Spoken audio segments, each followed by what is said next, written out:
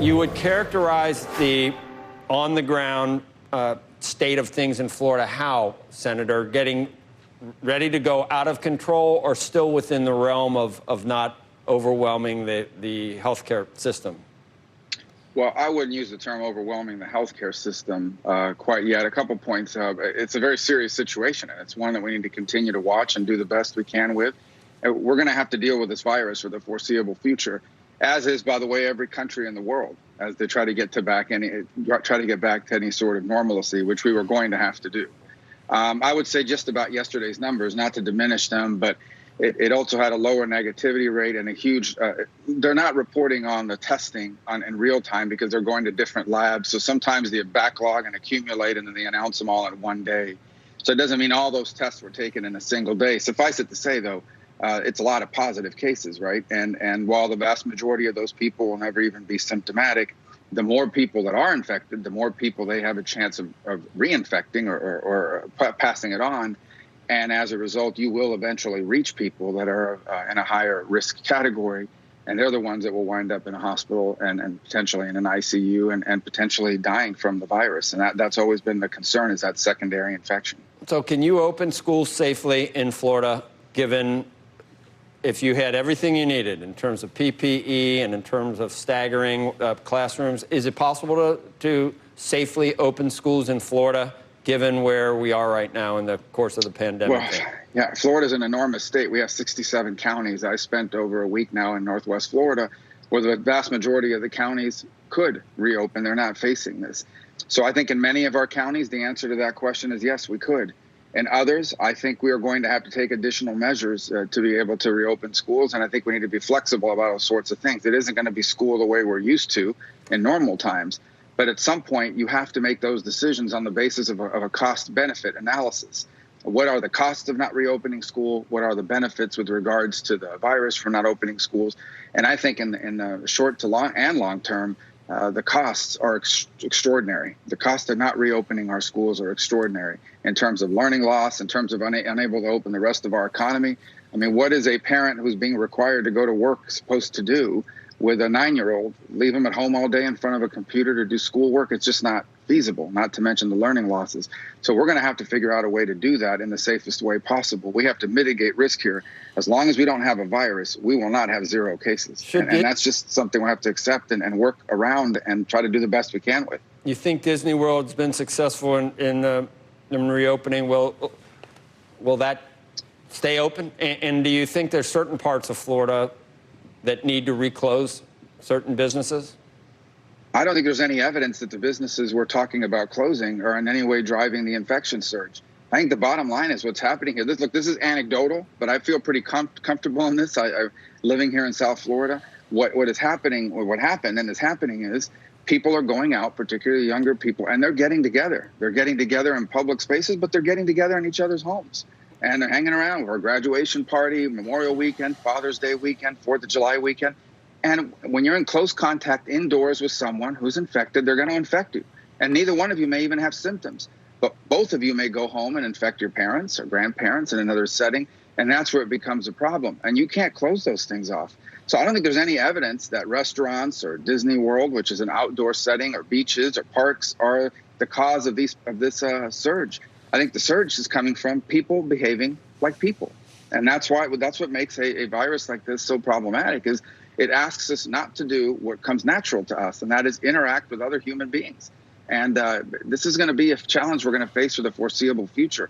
And we're going to have to do the best we can to mitigate risk and protect the most vulnerable. Do you think that the rebound in the economy that we've seen in, let's just say, for example, the last 2 jobs reports, do you think that it's decelerating because of the resurgence or the surge in states that maybe are going through their first wave? Do you think that that's going to be more uneven than we're planning for right now? And if that's so, do you and your friends in Washington need to do more?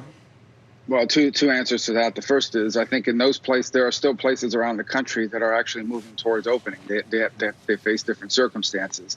I don't know how that balances out in terms of the places pulling back or slowing down versus the places reopening. But certainly we know the news and negative news that people are reading about the pandemic has an impact on travel. I was talking to a hotel owner in Northwest Florida this weekend, and they were packed during 4th of July, and then suddenly, they lost 30% of their reservations going into the new week because people are watching on the news about Florida and so forth, even though this county itself has not been impacted. So I think there's going to be a lagging factor here that could be at least slow down a little bit of the recovery. In terms of whether we need to do more, I don't have any doubt we do, particularly for smaller firms. We are working and continue to work on framing up a plan. I think we're 90% of the way there in terms of putting together some ideas about how to help truly small businesses under 300 employees or less, micro-targeted, not just for payroll, but for the costs of paying for some of these adaptive technologies that they have to come up with in order to comply with local regulations. And we're going to have to be nimble and flexible here, because as this virus's impact on our economy evolves, our policies will have to evolve to keep pace with it. Senator, the vice president released his jobs program, or at least some comments about jobs and manufacturing and Buy America and things like that. Were there things in it that you thought had some merit? Did it appear to you that it was a lot of things that we heard 3.5 years ago from when Donald Trump was running? Or how did you view the vice president? And do you think, if the Senate goes, and do you think that we're going to have some tougher economic times if we take back some of the corporate tax cuts and re-regulate certain industries? What do you think would happen?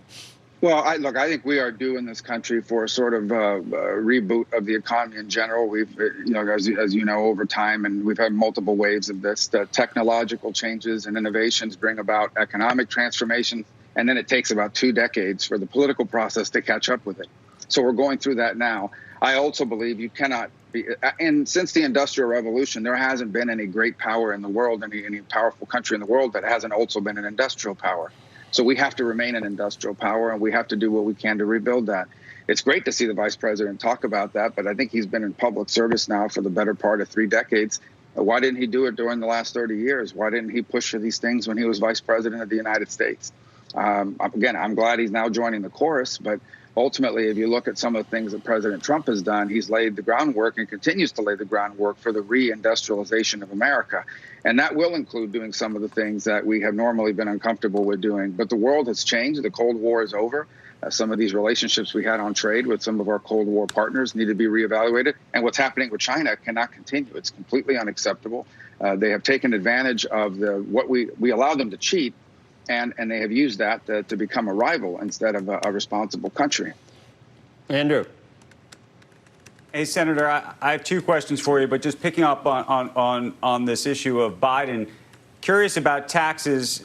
Take corporate taxes off the table, though I know that's something that Biden wants to raise. How do you feel about individual taxes for the wealthiest and those of us who've frankly been blessed throughout this pandemic? We have workers, as you know, in your state and everywhere else, who've gone to work every single day, showing up, blue-collar workers at factories, at cashier lines, on the front line, and that's been their contribution to this pandemic. Do you believe that those who have money should be paying higher taxes as part of their contribution, if you will, to this pandemic? Well, I never view taxes as a way to be punitive or as a way to socially engineer outcomes in the economy. Taxes are about generating revenue for government, and it should be done in a way that's, number one, fair, and number 2, conducive to economic growth. I would prefer, frankly, rather than taxes, that money be incentivized through certain either tax breaks or looking at certain tax loopholes or behaviors. I would prefer to use that, and to do instead is to incentivize them to use that, to invest that money, for that money to be invested in adding industrial capacity and innovation, in investing here in the United States on functions that create dignified work for Americans. That's what I would prefer to see some of that go towards, and to work on policies that help achieve that. But what I'm never going to be in favor of is the notion that we should use the tax code to go after the people that we decide make too much money. The purpose of taxes is to generate revenue for government, and it should do so in a way that's good for the economy and fair. Right. By the way, I absolutely agree. We want to generate revenue for the government so that we can do the right things. I don't think it's to be punitive one way or the other. I think at some point you have to say to yourself, though, this pandemic is costing us trillions and trillions of dollars. You just talked about wanting to spend more money on top of this, after months have gone by now where states have not behaved as properly as they should. And by the way, I'm from New York, and we made lots of mistakes early on. But you look at what's happened, and then the question becomes, who is going to pay for all of this, and how are you going to do it? No, that's a great question, and you're absolutely right. I think the first point, though, is that this is very much like being in a wartime footing in that regard, because ultimately, if we don't rescue and we don't help stabilize elements of our economy, it won't matter what we do moving forward. You won't be able to pay any of this back. You won't have an economy to generate revenue around. You destroy sort of the architecture of the economy, or even its foundations in many cases. How are you ever going to get yourself to a place where you can generate revenue? We are talking about here industries that will vanish, that may disappear, certainly small businesses as an example, and will take a decade or more to help rebuild some of these things. So I think that's the reason. I don't view any of this as a bailout. I view it as simply preserving some of the basic infrastructure of the economy so that when the time comes to recover, we have an economy for us to recover around, as opposed to building it up from scratch once again. What is your Senator, do you think there should be... What is your? We got to get this China question in, Andrew, but we got a minute to go. But go ahead. I was just going to ask, do you think there should be more federally mandated restrictions, though, on how, frankly, I hate to say it, people behave? And the reason I ask is to some degree, we have been spending good money after bad because the PPP plan and some of the other plans were for a several-month duration with the expectation that we were going to crush this virus. And as you know so well, so many states, including Florida, have not. Yeah, two things. I wish that there was a standard that everyone agreed on in terms of what the best practices should be. I wish from the federal government, the White House, the governors, the mayors, everyone was saying the exact same thing. It's become too heavily politicized. Masks should never have become a symbolic statement of your political leanings. And so I hope we can get to that point. It's tough to do mandates because, as I told you, I mean, there are parts of the country, frankly, there are counties that have very few cases, and it would be difficult to justify masks there. The other point I would make is this is not about people behaving badly. This is about people just doing what people are supposed to do. I mean, we always knew that there would come a point where people would interact with one another. And I think we have to encourage them to do it in the safest way possible. But there isn't a nation on earth that, as it's tried to return to some sort of economic normalcy, has not had some level of outbreak. We knew that would happen. We are going to have to deal with this, and we're going to have to mitigate it. We can't make the risk zero as long as we don't have a vaccine. You're going to introduce some legislation, Senator. What's going to be in it, and what do you think the prospects are? I'm talking about to deal with China in certain ways, capital markets, companies, I guess maybe even sanctions. What's going to be in the bill? Well, we've already talked about these ideas already before. I just believe if you're listed on a U.S. exchange, you should have the exact same transparency requirements as any other company that's on there, because you have investment funds, you have American investors, both directly and across other funds, investing their future into these companies with very little insight or transparency on their books. So I just don't believe that if you're going to be listed in our exchanges that you should not have to comply with those requirements. And we're going to keep pushing hard on that. We've already made some progress with the bill Senator Kennedy got passed.